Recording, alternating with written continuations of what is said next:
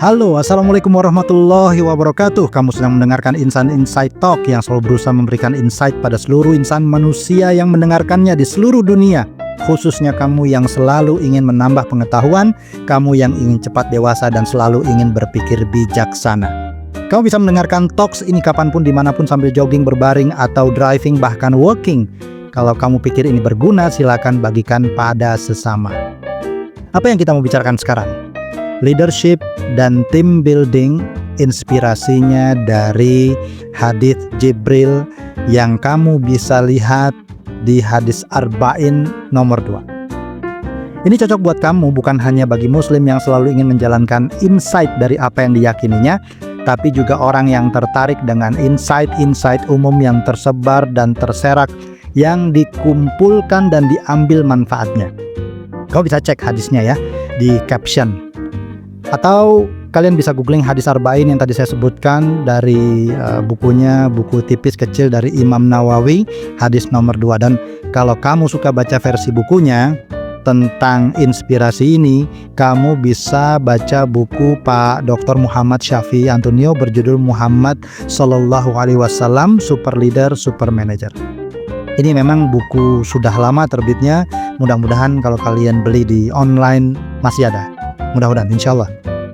Kamu tahu kan bahwa dalam kepemimpinan dan membangun tim paling tidak dibutuhkan 3 pondasi dasar, yaitu pondasi sistem kerja, pondasi keyakinan bersama yang sekarang sering disebut core value, yang di dalamnya juga termasuk visi dan misi, dan yang ketiga adalah pondasi profesionalisme kerja.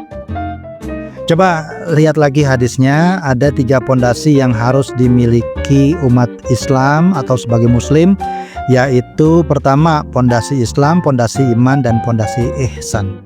Nah, itu kita akan bahas berikutnya. Pondasi Islam mewakili sistem kerja, pondasi iman mewakili sistem nilai-nilai inti atau core value dan juga keyakinan. Kemudian pondasi ihsan mewakili pondasi profesionalisme kerja. Jadi 3 pondasi tadi bertepatan dengan apa yang dibahas dalam hadis Arba'in Nawawi nomor 2. Oke, biar gampang gini aja deh.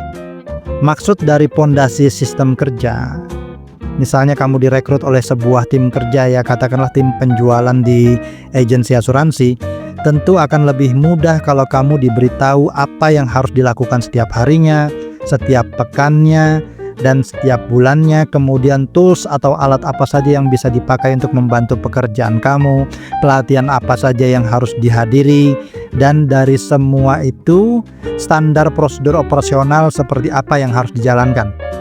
Secara sederhana, inilah yang dimaksud dengan sistem kerja. Dalam hal pondasi nilai inti atau core value dan keyakinan, kamu pasti lebih suka bekerja dengan orang-orang yang memiliki nilai hidup dan kerja yang sama. Misalnya kamu seorang yang fleksibel, tentu akan lebih suka bekerja bersama orang yang juga fleksibel, atau paling tidak orang yang mengakui nilai-nilai yang kamu anut dan mengakomodasinya. Kamu orang yang terbuka dalam komunikasi, tentu menyukai bekerja dalam tim yang terbuka. Kamu bekerja harus memiliki nilai manfaat bagi orang lain, misalnya ya. Jadi saya suka bekerja dengan orang atau dengan tim yang memberikan nilai manfaat bagi orang lain, tentu juga akan menyukai bekerja bersama orang-orang yang serupa, dan seterusnya. Sehingga kalian dalam satu tim meyakini bahwa ini adalah tim terbaik yang kalian punya, dan tim terbaik yang sedang menuju goal berdasarkan keyakinan bersama. Dan dalam pondasi profesionalisme kerja, tentu kamu harus bekerja dengan kecakapan dan kompetensi memadai, menggunakan sistem yang ada sesuai dengan aturan dan etika yang telah diatur, serta hasil kerja sesuai dengan ekspektasi. Ya, kalau kamu menjual sesuatu, berarti yang dijual sesuai dengan ekspektasi, dan hasil penjualannya juga sesuai dengan ekspektasi. Yang pertama adalah ekspektasi dari pelanggan kamu, yang kedua adalah ekspektasi dari perusahaan kamu. Kamu tetap melakukan yang terbaik dalam keadaan apapun. baik itu disupervisi oleh bos atasan ataupun tanpa bos atasan, kamu tetap melakukan dengan kualitas yang sama. Itu namanya profesional. Dan ketika suatu saat sumber daya yang dibutuhkan tidak memadai, kamu akan selalu berusaha untuk mencari cara agar hal-hal di atas dilakukan dan terjadi sesuai dengan standar yang ditetapkan. Itu juga namanya profesional. Oke, di talks kedua dan ketiga kita akan mendengarkan makna filosofis dari rukun Islam sebagai pondasi sistem kerja dan rukun iman sebagai pondasi nilai inti dan keyakinan, dan ihsan sebagai pondasi profesionalisme dalam kepemimpinan dan membangun tim. Jika kamu membutuhkan pelatihan training untuk membangun tim kamu menjadi tim yang kuat dan besar, hubungi kami.